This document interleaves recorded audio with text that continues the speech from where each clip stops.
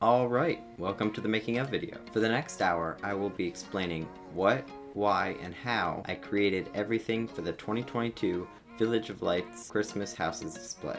If you are interested in learning more about the show and seeing the behind the scenes, then you've come to the right place. But I am aware that this is a long video. If you are here to learn about a specific process or you want to skip the more boring sections, you can jump around using these time codes right here. You can also see the sections below in the YouTube video progress bar or in the description. If you're going to skip to a different section, I'll see you there. Otherwise, for my friends that want to watch the entire video with me, let's jump right in.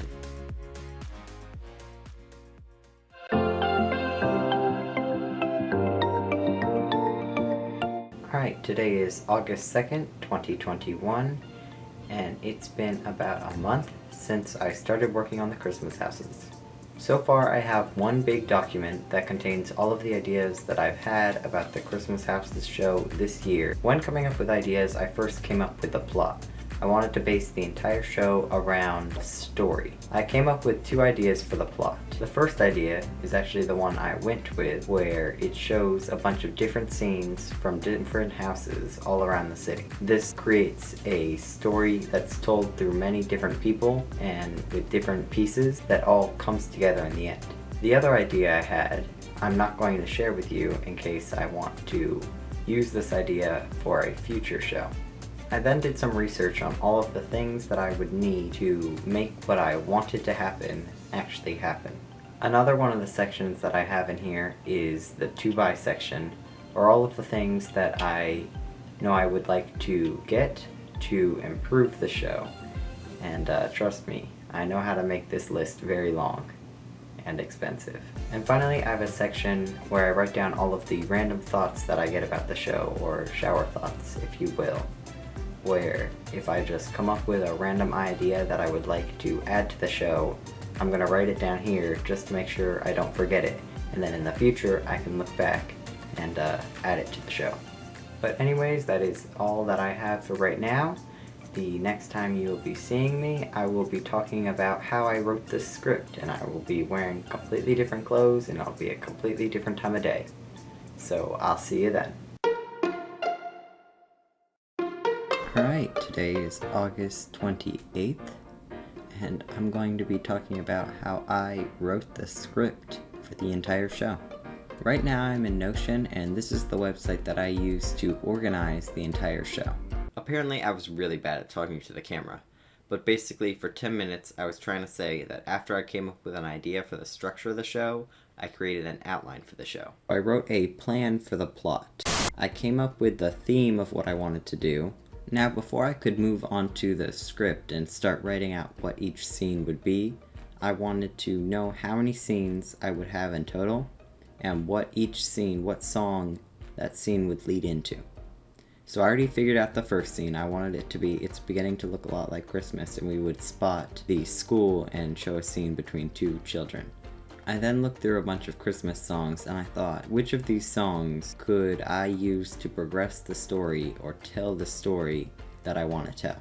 So after I came up with all of the songs, I wrote a little bit about each scene, and I wrote down what I thought the scene could be about. So if I go to scene 2, this is the Polar Express, I know that we have a train station house, and I wanted to put a spot on that one and then show a scene between two characters who are using the train to visit family over the holidays. In summary, I created 6 scenes that each led into a Christmas song and took place in one of the houses in the village. If you're curious and you want to read more, this document will be linked in the description along with the script and any other documents that I talk about in this video. Alright, so now that I have written out what I want each scene to be and what song I want each scene to lead into, I was finally ready to start writing the actual script.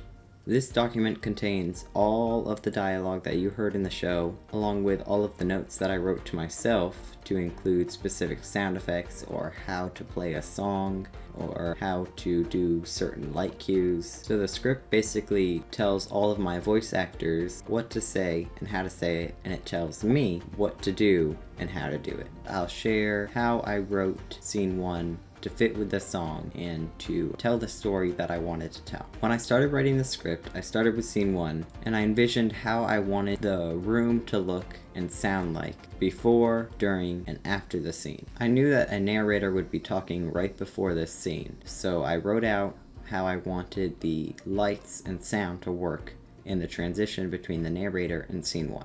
So I wrote out that I wanted a spot to fade up on the school, and as the spot fades up, I wanted the things that you hear to match the things that you see. So as the spot fades up, so would an audio that you would hear in a school. And within that audio, there would be a school bell, a bunch of children talking, kids running out of the building to go home and enjoy their winter break. And then after that, I would fade that out just a little bit, still have it going on in the background. And then the scene would really start between Barney and Ben.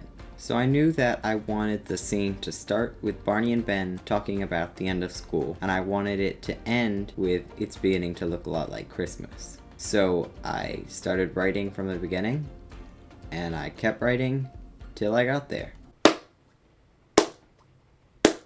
Amazing summary. Let me rephrase that. I knew I wanted the scene to start with two classmates talking to each other, and I wanted it to end with it's beginning to look a lot like Christmas.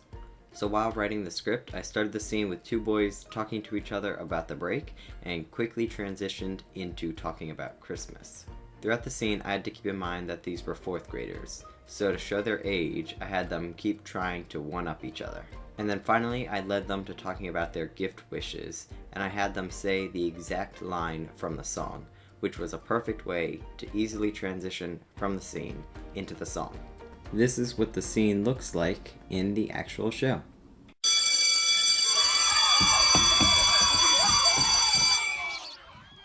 Finally, today felt like it was never going to end.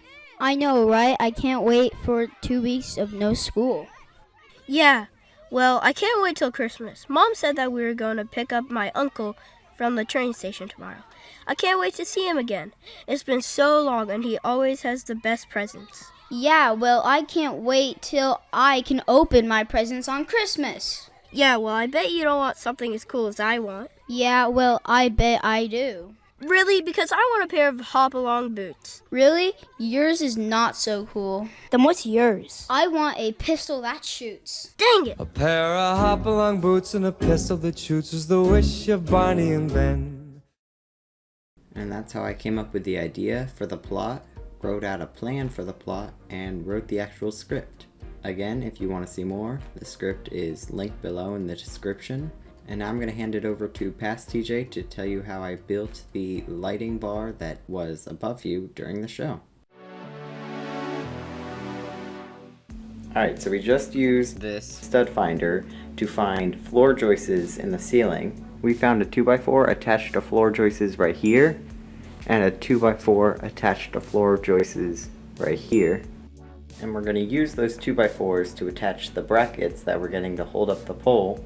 We're going to attach the brackets to those 2x4s, and then we'll attach the pole to the brackets. We actually just got back from Home Depot.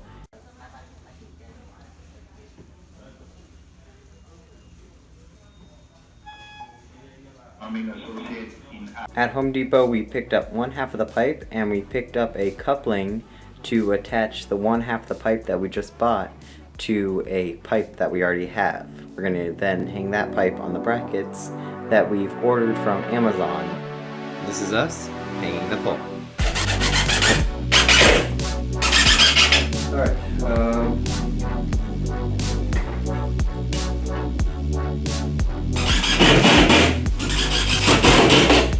okay, all done.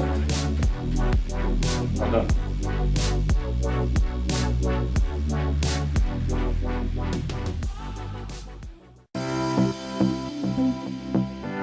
Alright, today is December 2nd, and I'm going to show you how I created the audio track for the Christmas houses. Wow, that is a great camera, and yet again, I'm just great at explaining things. To sum it up, there are 4 parts: sound effects, song trimming, voiceovers, and the final mix. I had to go through the show and find all of those sound effects and then I wrote them all down on this document. These are all of the sound effects that I found throughout the show. And so once I've written down all of the sound effects that I need, my next job was to go out and get those sound effects. Most of these sound effects I found on YouTube. I would look up what I'm looking for, find that video, listen to it, make sure that's what I wanted, and then I'd use Audacity to record that sound effect onto my computer. As I play the YouTube video, Audacity picks up exactly what's playing through the computer, and then I'll save that as a file, and I'll put that aside so that I can add it to the final project once I'm ready.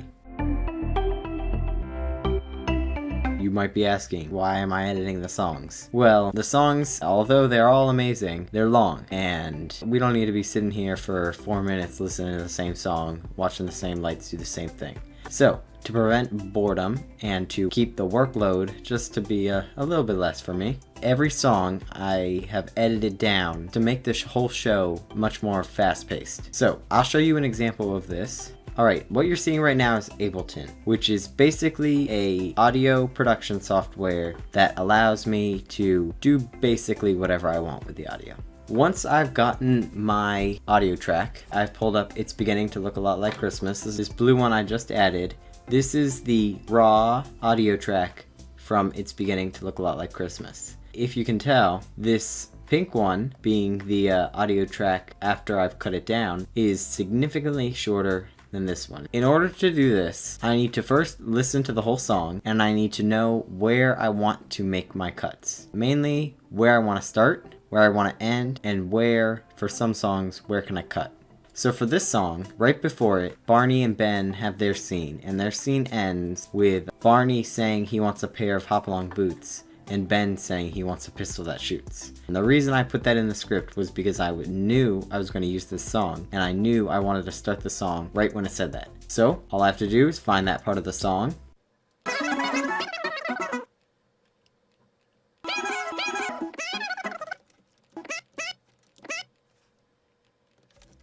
There we go. That is our first cut. If I hit play, A pair of hop-along boots. and that's right here. It starts right where I want it to start. Now, if I line this up with this one, you can see these are the same because there were no cuts made here. But there is a cut right here. The original plays like this. Is the carol that you sing right within your heart? And I thought, well, I'm trying to get out of the song anyways, and right here is a little instrumental part. So I'm just going to take this, cut the instrumental out, and this is how it sounds now. Your heart. So we don't have the instrumental part, but we don't have an ending. So I could go like this, just fade it out and see what happens. Your heart. Okay, sure. But I remembered that the song has its own ending at the very end. It has this. And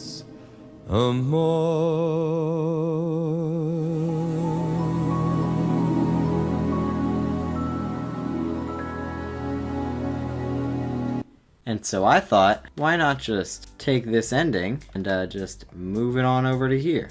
I just go like that for them to crossfade into each other. Let's see how it sounds.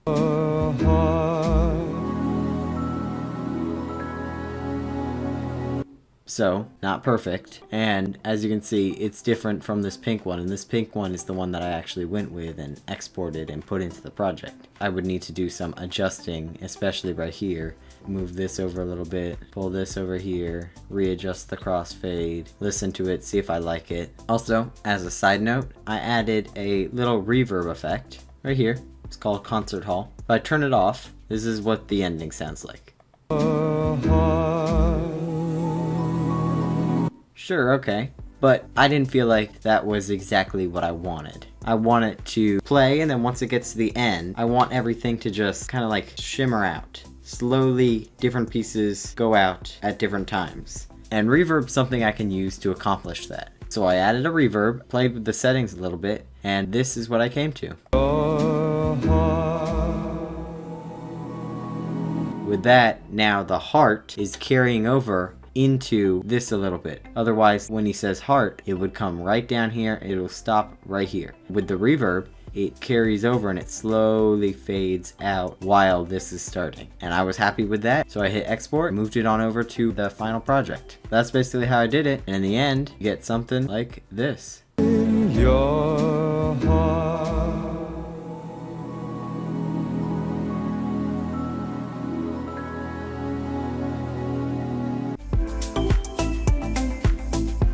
This show does feature a bunch of people reading lines according to their scene, and I wasn't about to change my voice to be every single different character, so I recruited some friends and family. That was about a 2-month process of me setting up a microphone, sending out all the lines, having all my friends and family come in and record their lines and make sure that they're saying their lines correctly. So, right now, you will see me recording voiceovers for my friends and family.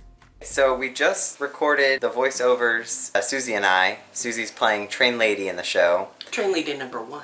That is correct. There is only one Train Lady, and she is that Train Lady. Absolutely. Right now we are at MB's house, and we came down here to record these lines. We just recorded all of her lines in the show. We recorded her saying her name for the credits, and then we designed the lights for her name in the credits. We were having so much fun we completely forgot we needed to be recording this. Yeah, we didn't record the actual process, but that's basically what happened. So on my computer I have the script, and I have a program that I'm using to record from my microphone. Basically, I hit record, go over to the script, the voice actor reads their lines, Toodles! and that's it.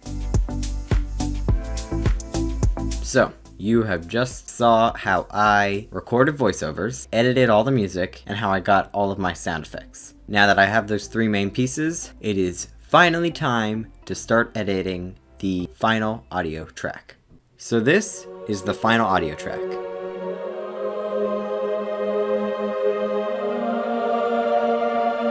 And, I'm not sure how it looks to you, but at least to me, it looks like there's a lot going on here. This is the full audio track from start to finish. Right here, 0 minutes, all the way over here, 22 minutes. By no means was this a get it done in 1 hour thing. This took a few weeks editing the audio track. I'll show you how I did it. Alright, so I've just zoomed in to the very beginning of the show, and if I hit play, welcome everybody to the Village of Lights. And you hear Elena reciting her first line, and that's right here. This is the waveform, is what this black image is called. Shows the volume level of her audio, and I just keep cutting in and out of Elena to make her voice recording sound as normal and keep the pace that I want. So I'll resume it. 2021 Schultz Christmas Houses Show. We are all excited to welcome you to our house. That right there was a cut. I'm not sure exactly what happened while we were recording the voiceover. Maybe she messed up on this line, maybe there was a pause, but it gave me a reason to cut from here into here. And I did that by taking the end of this and the beginning of this, and then I just added a little fade so that it wouldn't just go straight into the other one. It would go here, and then it would fade into the next one. Let's jump into scene number 1. Elena's lines end when she says, as soon as I finish my monologue, the 4th grade boys go on winter break. She also says in about 7 seconds the school bell will ring, and that school bell kicks off this scene. And if I hit play again, you can hear I added this sound effect of kids cheering, and then this sound effect, which carries over here, of children running around and screaming and playing. I just cut it down, put it here. I had this loud so that when the bells ring, you can hear everybody running through the front door of the school trying to get out as fast as they can. And then once we want the scene to start, this loudness of the children playing fades down to this. It's a lot quieter. This one fades completely out. This one fades completely out. And we have the first line from Barney being said. We can listen to that. Finally, today felt like it was never going to end. So, I recorded Derek reading Barney. I found his line, cut it out, moved it over here, made sure it sounded good, and then I did that with his next line, in his next one. And then once I did that with all his lines, I went to Roman, who read Ben, and I got all his lines and I cut them all out. And then once I've cut all these lines out, I'm ready to put them in here and splice them together. and I need to do so in a way so that it sounds like a normal conversation. And that's all timing. A lot of audio work is just timing, making sure everything is in time with each other. I put Derek's line down. Finally. Today felt like it was never going to end. And then at a reasonable time, I start Roman's line. I know, right? I can't wait for 2 weeks of no school. I go back and forth, cutting them in and out. And I cut them in and out until we're ready to start the song. Barney says, Really? Because I want a pair of hop-along boots. he says Really? hop along Yours boots, is and then not Roman so then cool. says, Pistol that shoots. pistol that shoots. He says, dang it. We go straight into the music. So, again, you got Derek's lines all here, Roman's lines all here. This children playing is in the background for the entire scene. Every time this white line reads over one of these things, it plays everything that touches the white line at the same time. So that's how I can play multiple things at the same time. So, that's basically how I edited all the audio. Once I was done with that, I listened to it again, made sure all the volume levels lined up. Now, this is a note to myself for next year. I realized I could have done a better job. I didn't add any compression, which is something I just completely forgot to do. On my computer speakers, sounded fine. But listening to it in the sound system that I set up with the Christmas houses, it can be a little harsh. So, note to myself, always check your mix on other speakers before you finalize it, because I didn't do that. Sounded good to me on my headphones, sounded good to me on the speakers in my room, but I never checked it in the actual speakers that it'd be playing with. And it's really not that bad, but me being able to notice it, it's a little bothersome listening to it every time. But that's something to change for next year. Alright, so that's how I did it. That's how I created the audio track. And once I was done with that, I could put that in my lighting software and start programming the show, which is what you're going to see right now. Alright, today is August 25th, and I'm going to explain to you how I set up the program that I use to control the lights, how I set it up to work for my show. The program that I'm using to run my light show is called xLights, and it was designed to specifically run Christmas light shows, so it's perfect for me. Yeah, not really. None of the pre-programmed things in the software actually work for my show. The way this program works is it has 3 main pages: the controllers page, the layout page, and the sequencer page. Each page has a specific job that it accomplishes to create a light show.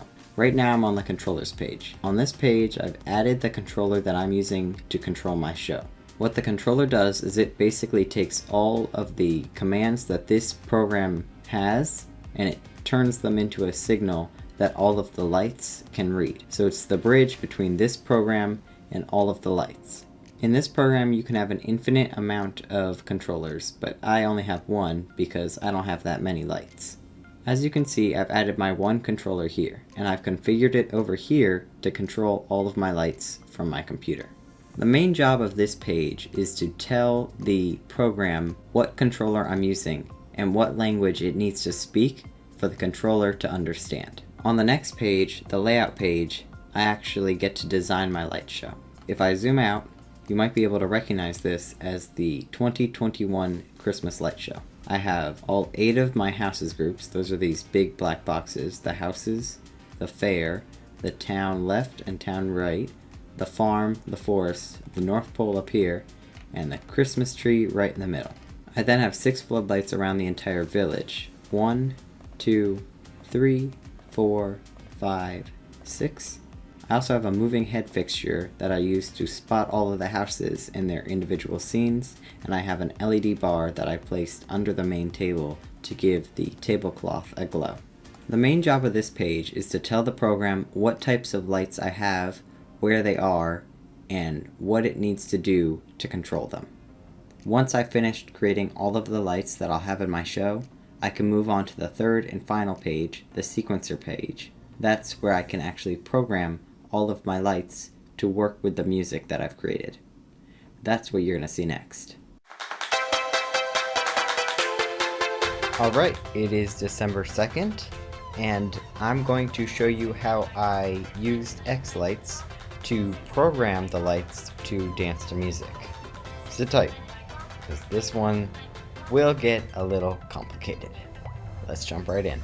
You have already seen this layout, aside from a few changes that have happened since I showed you how I set up the houses in this program. Since then, town left and town right have been turned into town front and town back. Aside from those minor changes, everything else has stayed the same, and we still have all of our fixtures right here. Each fixture has its own profile. We've got our 4 ADJ pars, 2 normal pars, a moving head, an LED bar under the table, and our 8 house groups, which is the houses, fair, North Pole, Christmas tree, town front, town back, farm, and forest. Once we have all of our lights here situated in the actual 2D model and all of our lights here with its own profile, we can then move over to the sequencer tab where we actually start programming the show.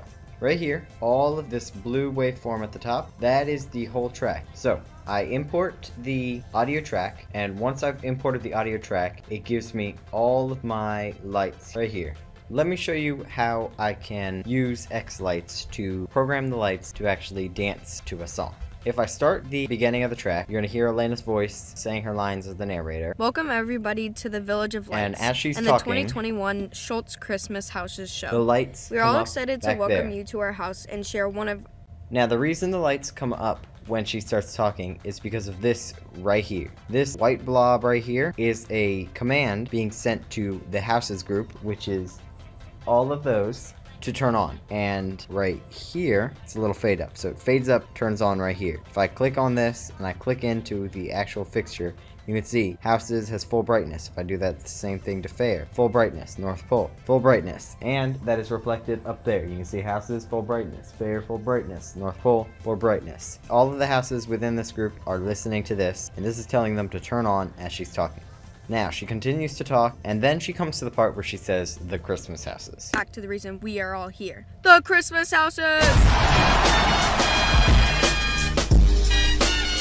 And I've So, when she says the Christmas houses and the John Cena music plays, a lot's happening. But really, all that is, this effect right here tells all of the lights within the ADJ pars, which are the 4 main pars, it's just telling it to do crazy things. And that's what causes that. And I've just reflected something like that to go here with the houses too, so that the houses and the ADJ pars are freaking out. So it works, but there's a caveat when using this program with a system like this. The program is made for people who do Christmas light shows normally on the front of their house. It still works fine for what I'm doing, but because the fixtures are different and they're using DMX rather than a different type of networking, these effects, for whatever reason, don't carry over, except for very few. And this one seems to be an exception. So I used it. But other than this, all of the effects are either through this or through the use of the DMX effect, where I can change the channel individually for each fixture. I'm gonna skip right to where we start the actual show. So right here, Elena finishes her line and she leads into the next scene. and their 2-week winter break will have officially started. So, she says her line, school bell rings, lights change. Once her line finishes and the school bell rings, all of the houses go out, except town back turns on as soon as those turn off. And that causes that section back there to turn on independently from the other lights. And for the moving head, I've created this cue right here. This one fades the light up, and then this one is the actual light pointing at that house. How I do that, I create a DMX effect, I drag that, I put that where I need it, I adjust the pan, and I adjust the tilt so that it's perfectly lined up with the house, and I set the dimmer to 100 so that a white light comes up, and I leave it there. This is just an effect to make the light move there before it's actually turned on. That's called a dark move, so that when the light turns on, it's already in its position. That's what this does. This slowly fades up the light, so as the other lights are freaking out, this one's slowly moving. I don't know if you can see it, but it is moving up there. And so it slowly moves into position. Once it gets there, it hits this cue where it just sits there for a second, and then once it's ready to turn on, it fades up and then it stays on. Now it stays on until we get to the first song. Barney says his line and the song starts. Shoots. Dang it! A pair of hop-along boots and a pistol that shoots is the wish of Barney and Ben. So, when programming, really what I have to do is find what I want to highlight in the music. So here's the song, and I noticed that right here, here, and here, there's a bum that I want to highlight. So every time you hear this, I have this effect right here turn on all of the houses. And I do that for every single effect, and I play through it to make sure that the timing's correct. And that creates an effect that looks like this. Pair of hop-along boots and a And the pistol lights that turn shoots on is and the off wish of with Barney that and boom, Ben. bum. Now, I do the same thing, but with these lights. Music likes to repeat itself. So, I copy and paste this, but put it into a command that these lights read, and then the same thing happens, but with the other lights. Dolls that'll talk and we'll go for a walk is the hope of Janice and Jen. I then move on to the next section. Mom and Dad can hardly wait for school to start again. It's beginning. As he's singing this part, I have these two lights set to fade up as he's singing.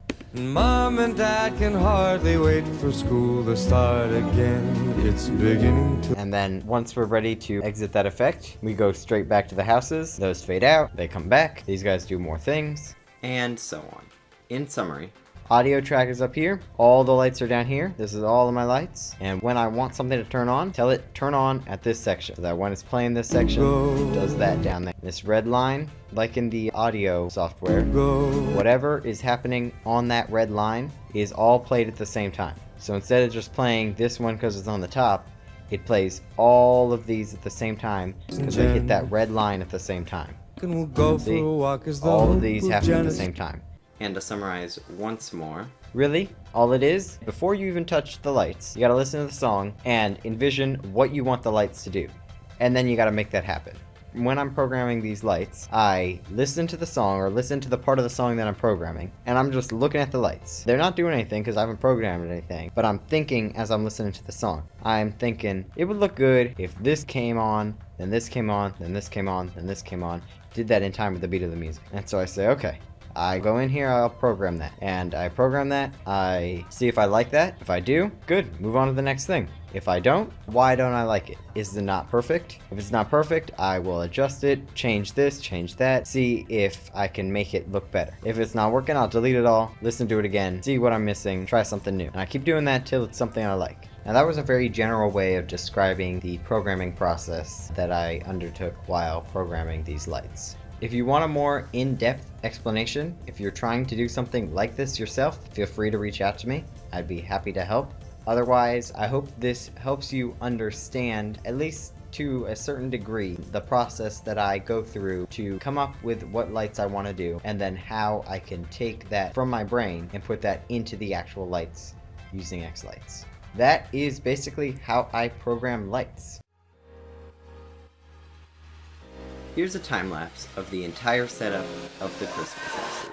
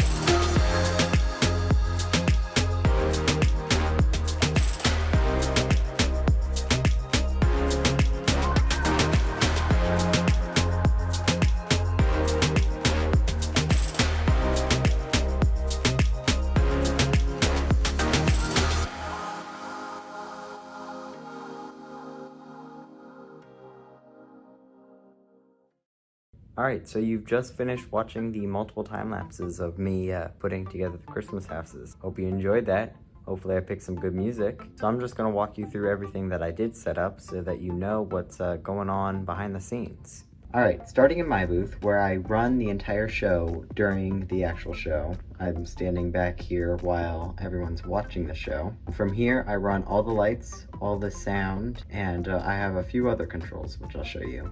Alright, so let's start with sound. I have two inputs. I have my computer and I have my iPad. My computer is playing all the audio during the actual show. It's playing the audio in time with the lights, like I explained in the xLights section. And on my iPad, this plays the background music as people are walking around. So if I hit go on this, you can hear the background music start playing. And then down here, this yellow button, no matter where I am in the song, it'll fade the volume to about 20%, and it'll play the welcome vocal. Welcome to the 3rd annual Schultz Christmas Light Show. I'll stop that. So this is what I'm running audio off of when people are walking around viewing the Christmas houses. And then once I'm done with this, I fade that out just like I did, hit that yellow button or hit stop, and then I come over here, I hit play on this. Now when you involve more than one input, you need to get a little bit more complicated than just an amplifier. You need an actual soundboard. So on this soundboard, although there are a lot of plugs, it's kind of simple what this thing's doing. I have 3 inputs, the iPad, my laptop, and I have this microphone. So I have those 3 inputs, they're all running into here. I've got my microphone running into input number 1. I've got the iPad running into input 7/8, and then I've got the computer running into 2-track mixer. It comes in here, I push this button to enable it, and it goes straight out. It doesn't mess with any of these things over here. These things just make the sound different. Like this black one changes it from left to right. This red one sends it to another output. These blue EQ, it takes out high, mids, and lows. But for this kind of show, I don't need that. So I basically have everything run in here, and as soon as it gets here, it runs right back out. I only use this to control the volume. Once all of this is compiled into one audio signal, I have 2 outputs. I've got my main mix. It comes out back here, that's this one, and that's this one. And it runs out, and it goes straight into this guy. This is an old amplifier. My aunt and uncle had it. They weren't using it, so might as well. It runs straight into here, and then this thing is powering 4 of the 5 speakers. Now that last speaker is this sub down there. If you've seen the show, you would know that sub is being put to the test. There are a lot of cues within the show that use that sub, and I love it. So, to give this whole setup just a little bit more control, I've got this knob right here. This controls the audio in the 4 main speakers. And then this one down here controls the audio in just the sub. So if I want to turn the sub up, I do that. If I want to turn it down, I can go like that. And that's separate from this. To go into more depth with this thing, I've got my audio running in back here. That's this. It runs in here, and then I've got 4 lines coming out, all of which are normal speaker wire, which if you're unfamiliar with that, it's raw copper wire. You plug it in here, you plug it in to the other side, and it works. Just got to make sure to line up positive and negative. Once I've configured this, I set this at the volume I like. I think it's at 60. Oh, never mind, it's at 70. Okay. And I just leave this alone. I've got A and B. A is my mid, B is my high. These are the speakers under the table. These are the speakers on the lighting bar, and I'll show you that later. But basically, all I do is turn this on, and it works. Turn it off, and I'm done. If we follow that wire, you can see some of it comes off right there, and it goes into the sub, because the sub is its own amplifier. That little box over there would not be able to power the sub. And the other 4 wires come over here, and they go behind the table. 2 of those wires go up, and you can see them up there. And one of them goes to this speaker, which is the high right channel. And then the other wire continues to go this way. It goes to this speaker, which is the high left channel. The other 2 wires are still down there. They go behind this table, and they go to the 2 speakers in here. These speakers are also left over from my aunt and uncle. The other 2 speakers I found on the side of the road. As you can tell, not a very expensive setup, but it works. So I've got 1 wire coming in here. This is the mid-right speaker. And then if you come over to the other side, I have the mid-left speaker. So 2 little Bose speakers on the ground for the mids, 2 Sony speakers in the air for the highs, and then 1 Polk Audio sub for the bass. And together, that gives you the sound for the Christmas houses. Before I jump into lights, I'm going to talk about these little remotes. Now this is the thing that I said is different from lights and sound. Technically it is. I've got 3 channels on this remote that I use. 4 and 5 don't do anything. I've got 1 which controls all the moving things on the table. So if I hit on, that's all the moving things. If you've seen the show, you would know that all of these lights, these are off during all the shows. And I do that because these houses, the ice skating rink, Ferris wheel, clock, carousel, snow mountain, all have motors in them. And that I cannot control with a dimmer switch, which I will get into. But basically, the lights on those houses, I am not able to turn on and off with my system. The same goes for the fountain and the fireplace. Because it has a little fire animation, there's a little computer in there which won't allow me to dim and brighten, and every time it turns off, it stays on a little bit, and when it turns on, it takes a little bit of time to get on. For that reason, it has been excluded from the show. So that's what channel number 1 does, and if you see that little red light down there, turn it off, that red light turns off, it turns everything off up here.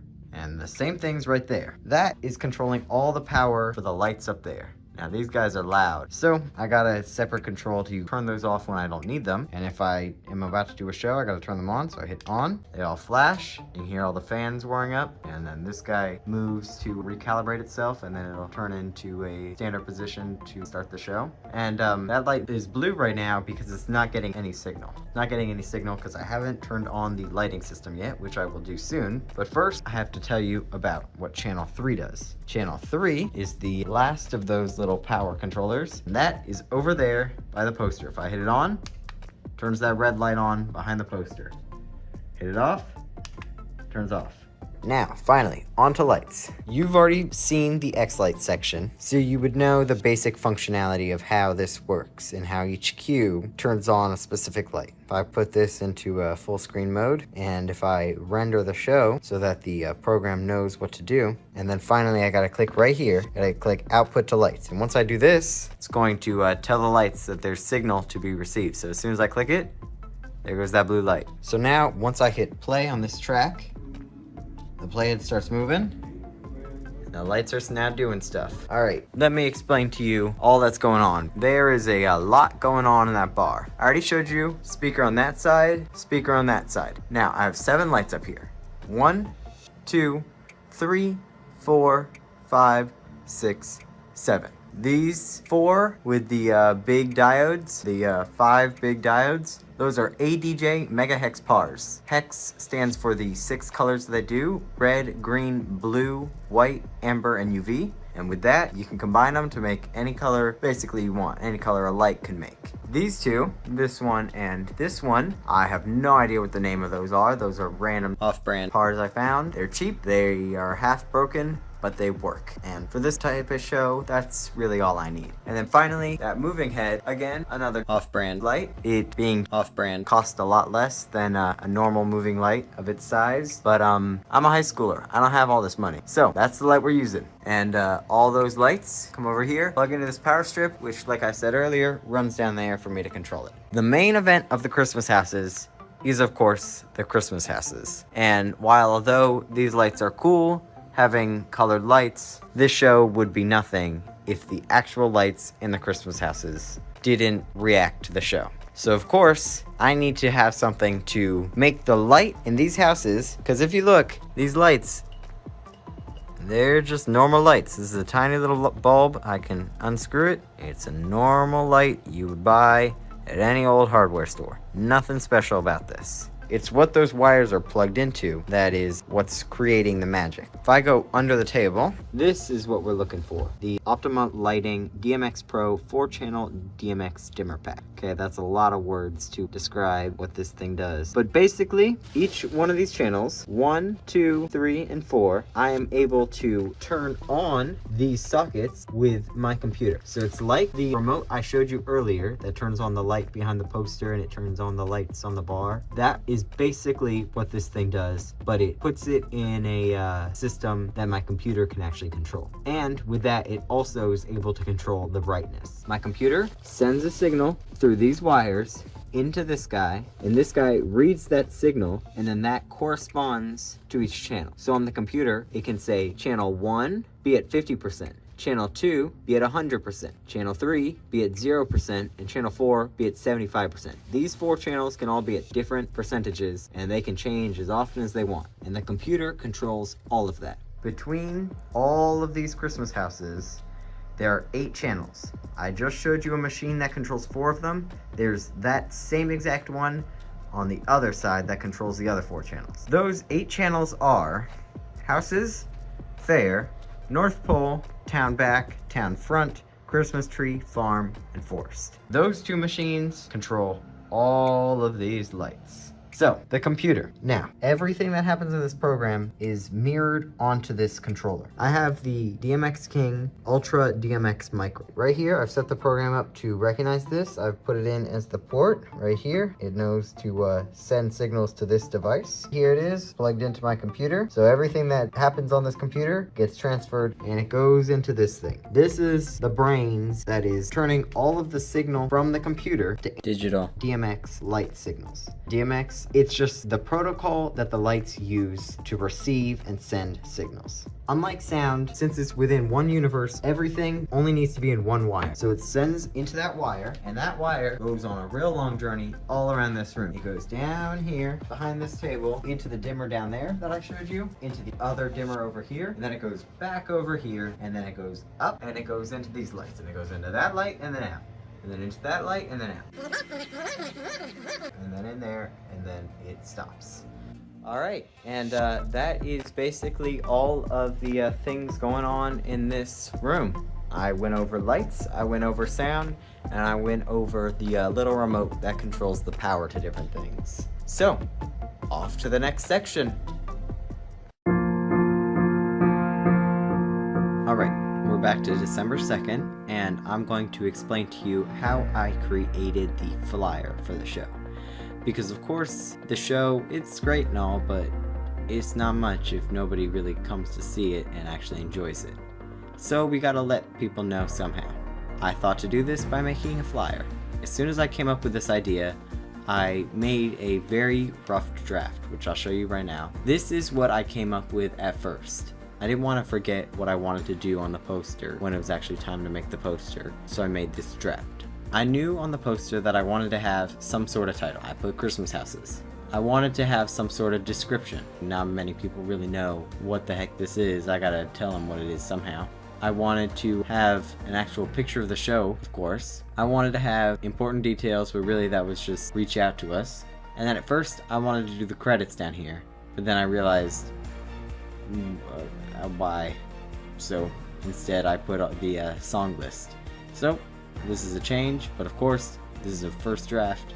Things are bound to change. And then I also wanted to add a QR code to donate to the Yorktown Theater, because this show is raising money for the Yorktown Theater, and a QR code for the YouTube channel, which you're on right now. So I put this all together and I saved it so that I could have it when I was ready to make the flyer. And I'll show you how I made the flyer right now. So on the screen right now, you can see that I have the poster pulled up. This is the final poster that I exported, put online, put on social media, printed out, put it in that frame. At the top, here's the title. Since I made that first draft, we renamed the Christmas houses to be the Village of Lights. I added the image, then I added the description. Thank you to Susie for helping me write that. I added each QR code, and I put the little logo in the middle, then a description at the bottom so you knew which one was which. And then at the very bottom, to fill this empty space, I put the song list. I took all the things that I knew I wanted, put them here, and then I played with different settings to see exactly what I wanted. I wanted this to overlay the image, but I wanted it to be on top of a white thing that was at like 50% opacity. So you could see the Christmas houses behind it, but it didn't block out everything behind it. And I did that by putting this white rectangle right here. I put that behind it, made the opacity 69%, and then I put the words on top of it, and it looked fine. I was happy with it, but there was still one problem with it. This image that you see right here, it didn't really look like this. Before, it looked something more like this. Now, I don't think it was this exact image because this one looks a lot darker than the other one, but it was something like this. I didn't like how it was just all white right here, and then these words when overlaid, it wasn't working out. So I played with a few settings, and I settled on making all of these corners white, so it is basically a vignette, but instead of being black, it's white. And then I colored in the top of it to take out the lighting bar because that was originally in the photo. And I came with this. I've added this white around it and I took out all the lights up here, and I brightened the whole image to just make it so that it wasn't so harsh going from full white to the actual image. I wanted it to fade into the image and then fade back out.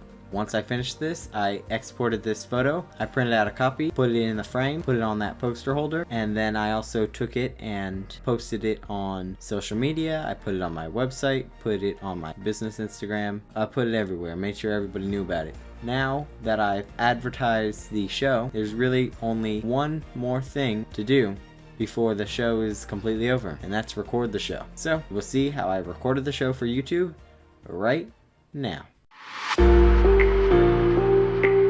Alright, so I just recorded the full video of the entire Christmas light show that I will be uploading to YouTube very soon on Christmas Eve. And that's just going to be a 22-minute video that shows the entire show from start to finish. At first, I planned to use my Sony camcorder right here, but I have the iPhone 13, and didn't take me long to realize that the camera on this phone that I'm recording with right now is a lot better with this camera right here. Dang it! A pair of hop-along boots and a pistol that shoots is the wish of Barney and Ben. Dang it! A pair of hop-along boots and a pistol that shoots is the wish of Barney and Ben. So, after recording the whole show with that camcorder, I then switched to just use this phone, and I did that with this. I just attached this phone attachment right here to the camera tripod and pointed it at the display, and there we go. That's how I recorded the Christmas houses. So it's a few days after the first showing of the Christmas houses. The first showing was on Thanksgiving Day, and I presented it in multiple shows for my family that was here. And even though I know I worked hard on this show, and I'm proud of what I've done, it felt so good to hear what everybody thought of the show. And throughout the entire night, people were coming up to me and telling me, "Great show, TJ." And that made me feel amazing, and I'm so happy that I was able to do something like this. And I'm even happier that people were there to see it and to enjoy it. So overall, was this project worth it? 100%. And I cannot wait to continue sharing the Christmas houses with whoever wants to see them. Thank you.